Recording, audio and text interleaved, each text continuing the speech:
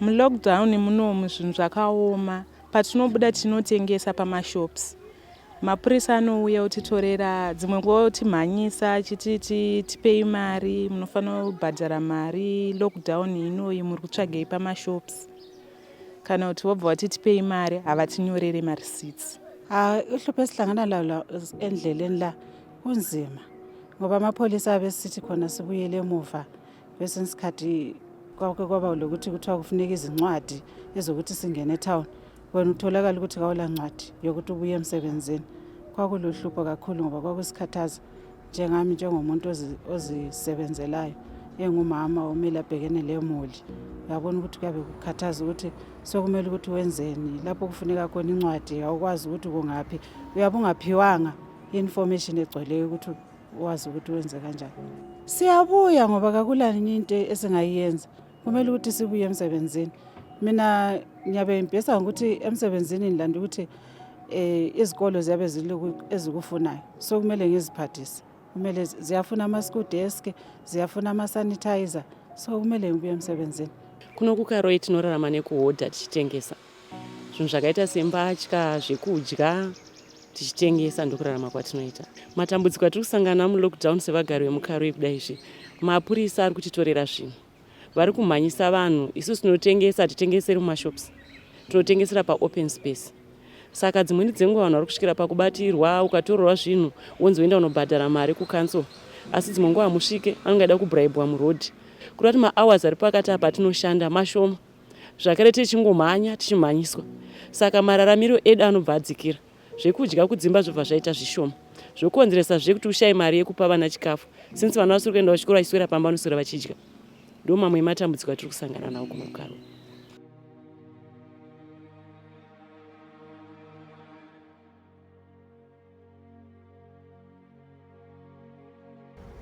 Whether in town or rural areas, in Harare, Bulawayo, Mutare, or anywhere, the story is the same during this lockdown.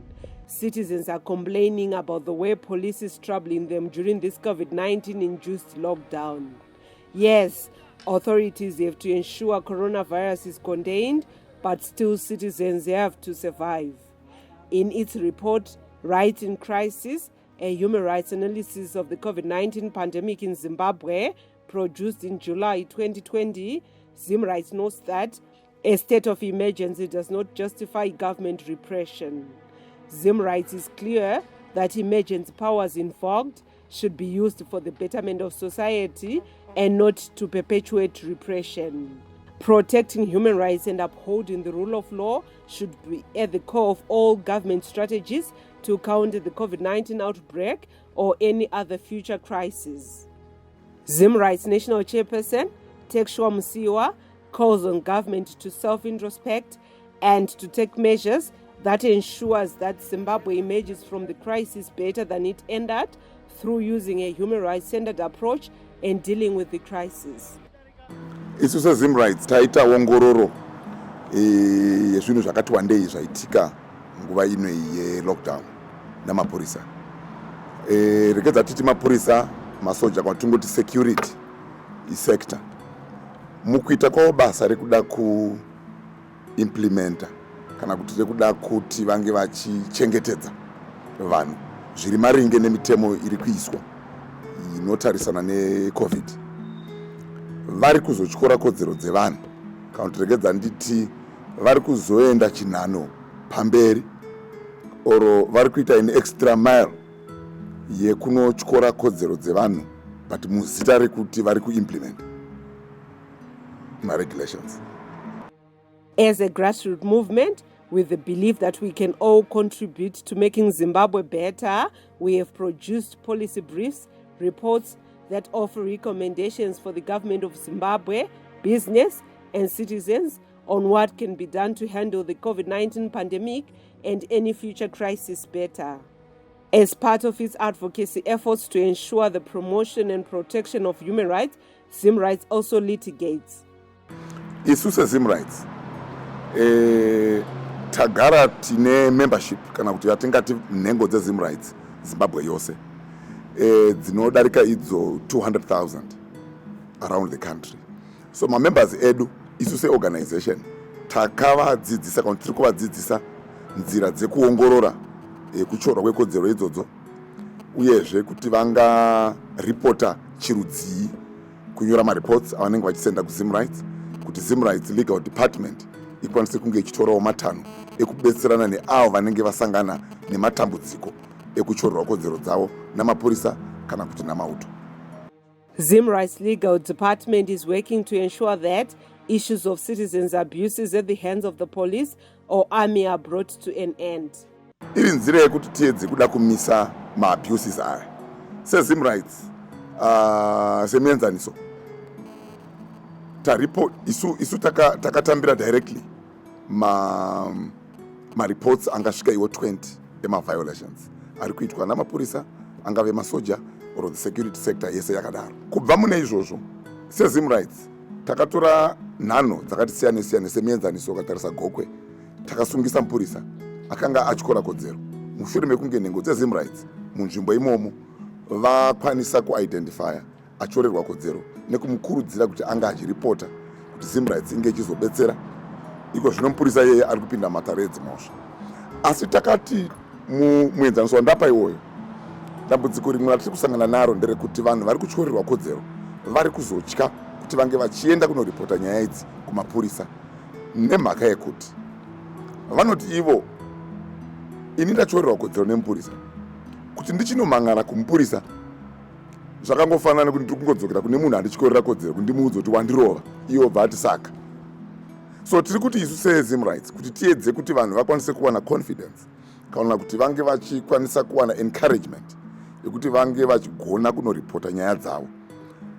Dai hurumende kubudikidza neparliament vagoendesa mberi pfungwa yekuti independent complainant mechanism inge iri in place, nokuti inopa vanhu vanotyorerwa kodzero chilimbo chekuti nyaya yangu ndikaiendesa inokwanisa kunofambiswa isingatsikwe-tsikwe.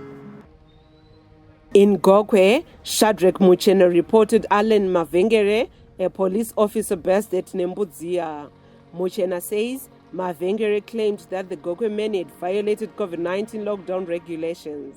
Kenya Shonai, a projects lawyer at ZimRights, is closely following the proceedings of the case. Justice in Zimbabwe is very expensive, and sometimes people lose heart. So as an organization, we are there to cushion that, because we have got lawyers like myself and others who we engage externally to then process one's case to its logical conclusion. We therefore urge members of the public not to tire. We urge members of the public to take charge and report these cases to the police. They should not worry as to what will become of their case. So they can do it on their own, but we are here to assist them as well. A 30-year-old journalist, Leopold Munende, is contemplating suing the state after he was allegedly assaulted by members of the National Army for reportedly walking during curfew times. When we were assaulted, I felt powerless. I felt abused. I felt humiliated. Why? I did not deserve to be beaten. I had every right to be where I was. I had every right to be walking even after the curfew, because I'm a part of the essential services. I'm a journalist, and they knew that. I presented my press card to them. They saw the press card, they read everything on the press card, but they proceeded to beat me up. So at the end of the day, you feel like these guys didn't care. They just wanted to assault, they just wanted to abuse me. So I felt exactly that. I humiliated, abused, and all the worst kind of feelings. I spoke to my lawyer, Chris Mickey, about it, and then we considered suing the state.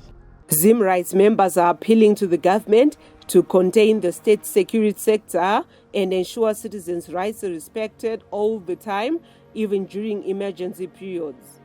Zimbabwe is largely an informal sector, and citizens must be allowed to fend for their families without being treated by police as secondary citizens, always on the receiving end. Especially around Redcliffe and Kwekwe.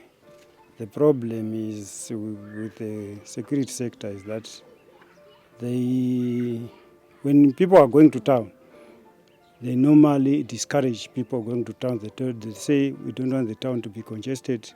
So for you to pass through, you have to pay something or you have to do something, so that they're encouraging this corruption. While we are talking about corruption for police, they are known to be going through some of the shops and collecting some bribes.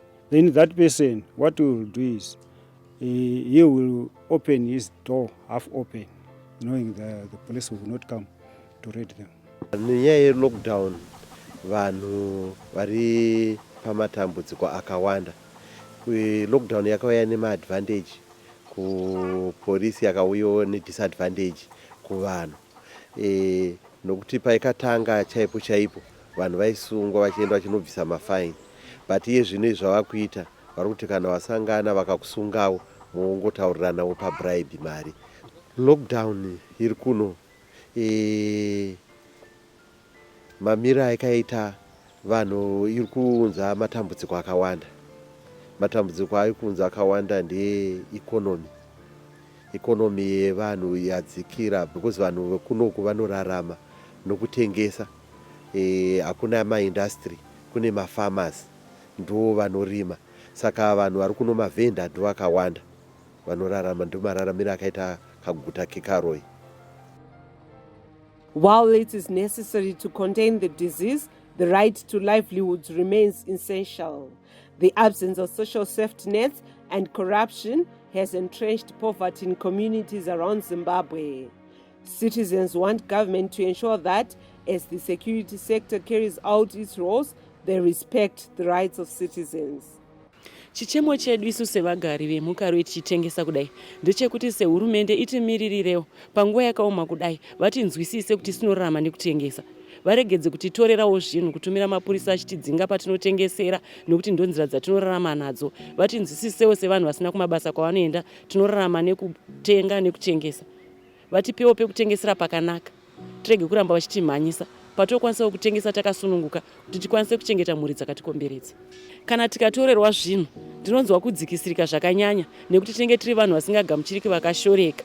Nekuti kana tikatorerwa zvinhu zvezve, kuti tichikwanisa zvekare kunohodha, kuti titengese yatove challenge yatinenge taanayo.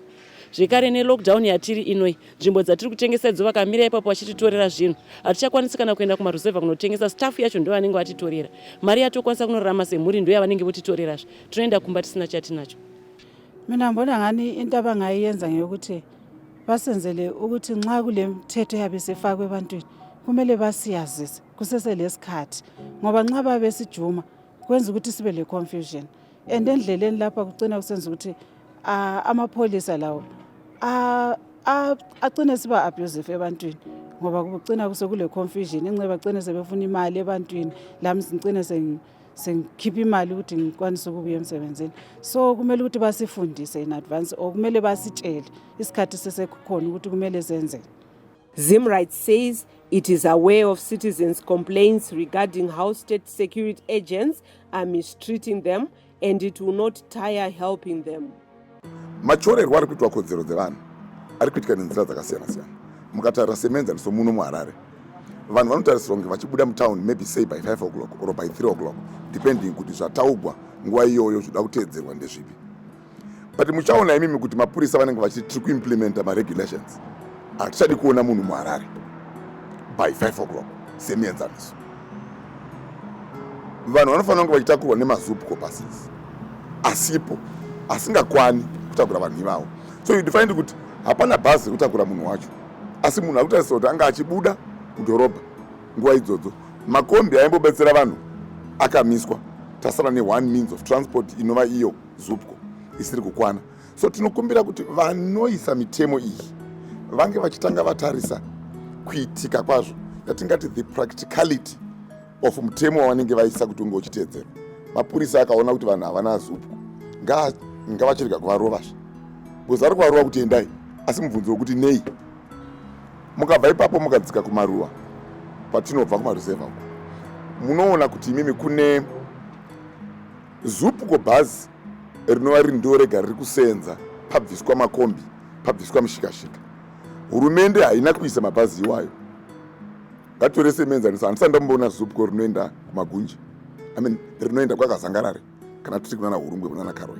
Kuti vanhu vanobva kunana Karuru, vanobva kunana Chundu, vanobva kunana Maumbe, vanobva kunana Mauya, hakuna zupco rakagara ramboendeswa ikoko. Asi hakutenderwi kuti mushikashika inge ichishanda. Mushikashika ukada kufamba unobva wasungwa nemapurisa ovharigwa. Kureva kuti munhu anogara kumaruzevha hachatotenderwi zvamu chose kupinda mudhorobha. Asi kana ndapedza kurima, ndoda kutengesawo zvinhu zvangu kudhorobha. Ndikarwarirwa, ndodawo kuendawo zvakare kudhorobha. So tiri kukurudzira kuti hurumende inge ichiona maareas iwayo kuti anga achikwanisa kudetserwawo nezvekufambisa, kuitira kuti pasaite matambudziko ari kusangana nevanhu.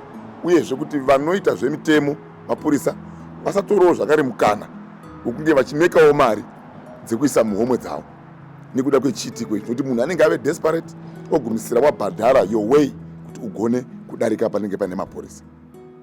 In July 2021, the UN High Commission for Human Rights said it was concerned that authorities in Zimbabwe may be using the COVID-19 pandemic as a pretext to clamp down on citizens' freedoms. That followed a crackdown on opposition. It seems that is yet to end. Tsika Maibere, ZimRights Director, summarizes some of the recommendations that ZimRights have provided after community researches on the impact of COVID-19 and says, the fight against COVID-19 is a human rights fight. There is a strong temptation to think that we can separate all the other rights and focus only on the right to life.